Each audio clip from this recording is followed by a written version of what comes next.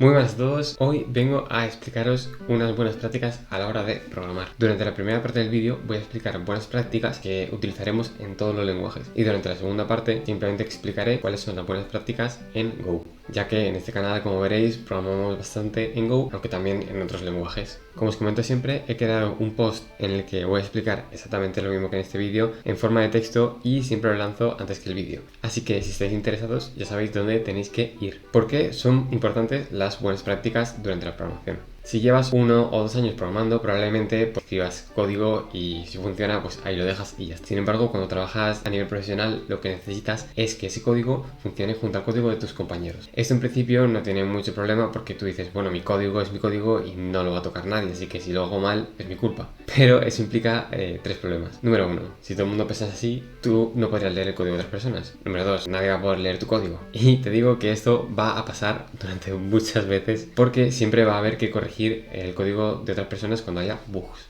Y número 3, te aseguro que tú en el futuro no vas a querer ser tú del pasado haciendo tu código mal hecho.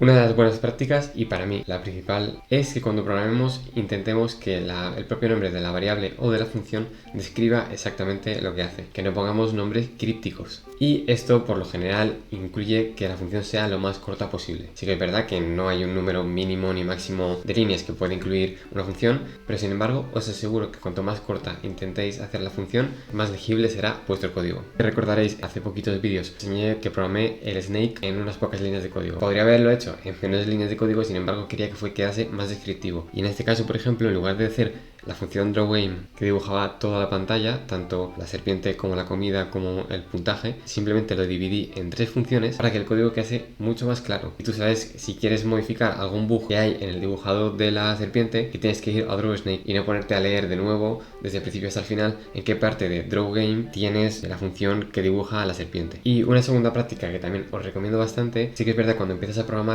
no es muy buena idea poner más de un return en una función. Cuando empecéis a programar tenéis que intentar evitar poner más de un return. ¿Por qué? Porque cuando queremos empezar a programar tenemos que controlar bien el flujo de la función. Sin embargo, una vez ya sabemos lo que hace un return y dónde para el flujo de una función, en este caso no importa poner más de un return. De hecho, es muy habitual hacerlo. En este caso, este código de aquí se podría hacer de una forma mucho más clara y sencilla por aquí, que esto seguro que lo habéis visto en otros vídeos. Si hacemos una comprobación que está mal, preparamos el error y hacemos un return, en lugar de tener que hacer esto de aquí, que se nos va a quedar como un código, como si fuese un espagueti. He de aclarar una cosa antes de continuar con el vídeo, y es que esto realmente no se le llama spaghetti code, tiene otro término, pero es un término más o menos gracioso y sencillo para que os acordéis. Lo siguiente es el estilo en el que nombramos a nuestras variables, funciones y archivos. En este caso no hay una práctica universal que esté perfecto, sin embargo lo que hay que hacer es que cuando tú trabajas en equipo todos utilicéis lo mismo, de tal forma que cuando veas a utilizar una función que ha creado tu compañero no esté distinta al estilo al que tú escribes. Los 4 ejemplos más conocidos son el Pascal Case y el Camel Case, que no se diferencian prácticamente en nada, salvo que el primer carácter va en mayúsculas o no. Y después está el Snake Case y el Kebab Case. En este caso, el Snake Case es un tipo de nombrado que se utiliza más en lenguajes antiguos como PHP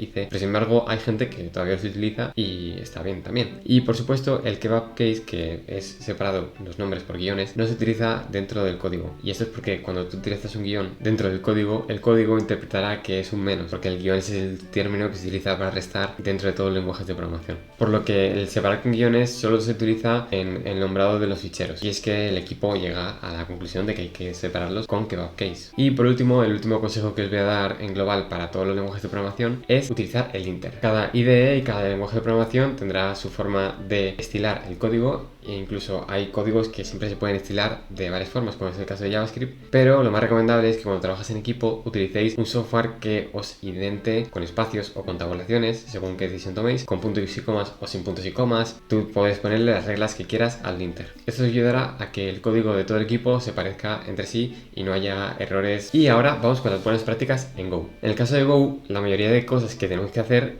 vienen implícitas ya en el propio lenguaje. Y esto es que Go es un lenguaje de programación compilado y lo que conseguimos con esto es que si hay algún error, el compilador directamente nos dice, oye, esto tienes que hacerlo de otra forma. Así que la mayoría del código es muy parecido. Mira mires en GitHub o mires en GitLab o mires en cualquier sitio, alguna de las características de Go, por ejemplo, es que no puedes inicializar variables y luego utilizarlas, o que no puedes hacer funciones que no tengan un return siempre y cuando hayas puesto que la función devuelva algo. Cuando te sucede alguno de estos errores, el compilador directamente te dice: en esta línea has hecho por ejemplo, una variable que no utilizas. Y si no recuerdo mal, en Go tú anteriormente no podías utilizar el snake case del que hablábamos antes, sino que te estabas obligado a utilizar Pascal case o camel case. Pero creo que ahora da más o menos igual. Sin embargo, la mayoría de código que veo en Go siempre utiliza Pascal case o camel case. Y otra de las características de Go es que si tú quieres que una función o una variable sea pública, lo que tienes que hacer es ponerlo en mayúscula. Básicamente, utilizar Pascal case.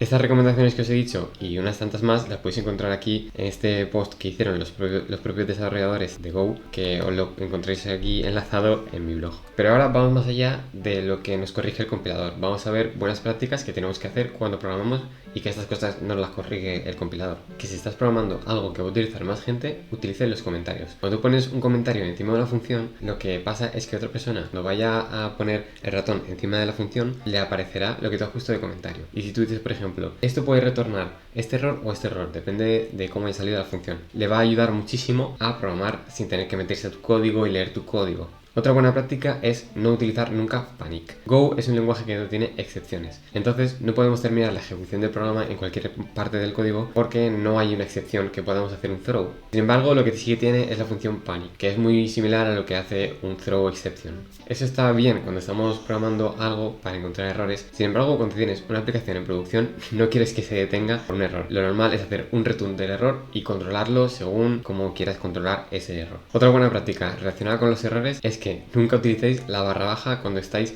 retornando un error. En Go tú puedes poner una barra baja para silenciar una variable que no quieres utilizar. Sin embargo, muchas veces, por ejemplo, si leemos un JSON, lo que hacemos es quedarnos con el objeto del JSON y después poner una barra baja para el error. Y esto, de verdad que si no controláis el error, va a suceder un montón de magia en vuestro código y no vais a encontrar el error de ninguna forma. Y por último, quería enseñaros estas dos buenas prácticas que he escrito aquí porque me pareció muy interesantes. Sin embargo, yo es algo que cogería con muchas pinzas. Por ejemplo, lo de los name returns nos dice que si tenemos una función que retorna dos cosas, por lo general vamos a querer hacerlo así y no vamos a querer hacerlo así. Es que nada porque es repetitivo, node no aporta nada y error no aporta nada. Lo más común ya es que el lenguaje de por sí es muy verboso, no queremos hacerlo más verboso. Sin embargo, si retorna más de dos parámetros, en este caso la latitud, la longitud y un error, sí que es buena práctica utilizar el name returns porque en este caso cuando la persona haga hover sobre la función verá qué significa cada return. Personalmente eso me parece un caso muy extremo. Yo si veo que una función retorna más de dos cosas